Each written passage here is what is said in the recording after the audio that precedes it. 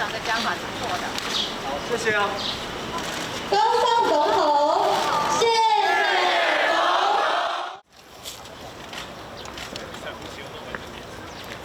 要帮军配备专业武器。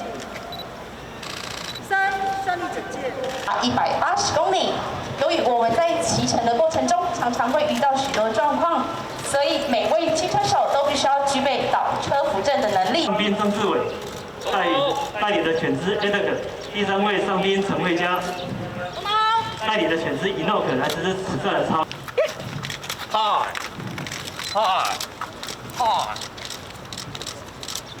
当犬只搜寻到官兵口袋携带疑似毒品，马上犬只就会立即坐下来，而且眼睛会看着那个携带违禁物品口袋的人员。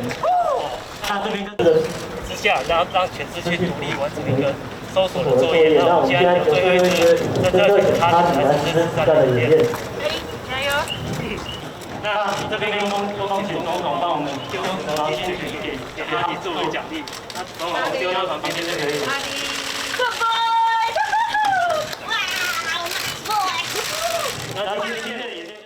上星期我就在我的就职演说中宣布，将会改善部队的管理制度，达成管理的现代化、专业化，并在维持团队军纪跟社会价值之间，我们要取得一个均衡。宪兵是军武之师，是国军各军种的表率。我要期许各位宪兵弟兄姐妹，务必要维持高水准的表现，也和我一起来努力，我们一起打造一个兼顾部队纪律，也能维护个人权益的从军环境，让国军受到人民尊敬，也让更多有志于保家卫国的年轻人更有从军的动力。具体措施吗？我们会完整的说明，国民党的讲法是错的。好，谢谢啊。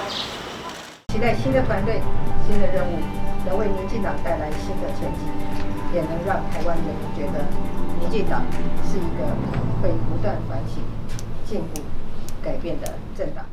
但是我要强调，我们是执政党，执政能够稳定，是因为我们重视经验、在乎传承，能够在理想与创意中寻求一个可行的道路。所以我要特别麻烦我们的资深党工、干部、老干要配上薪资，执政不莽撞、不急躁、稳健、踏实的为人民带来真正的幸福。在场有很多年轻的干部，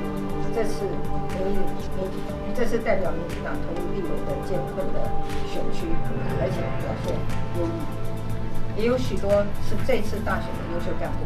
未来我们希望党部能有跨时代的合作，展现民进党的新气象。第三，民进党要不断的进步，我们还要强化网络社群与人才培育的能量。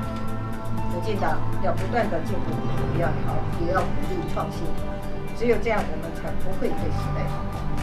这次我们决定征调党部的人，我们决定要围导党部的组织，针对网络社群的部分来加强。我的想法很简单，我们在选战中累积的网络社群能量应该要继续延续下去。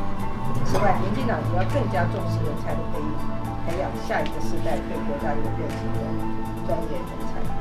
这3个任务将会使得未来的党务工作更加的吃重。因此，我邀请前行政院长，还没有行政院副院长林喜耀担任秘书长，跟我一起让党务的发展更顺畅。我想在场没有人不认得林喜耀，我相信很多的人也跟他一起工作过。他是一个政治历练丰富，也愿意给年轻人机会的前辈。那么从政治经验来讲，事实上他也算是我的前辈。由他再次担任民进党的秘书长，带领新任干部跟党工，我相信一定能与执政团队保持良好的沟通，也能将民进党累积的政治能量跟经验，和年轻的一辈和干部一起跨时代的合作。我期待新的团队、新的任务，能为民进党带来新的前景，也能让台湾人民觉得民进党是一个会不断反省、进步、改变的政党。我们一起加油！谢谢大家。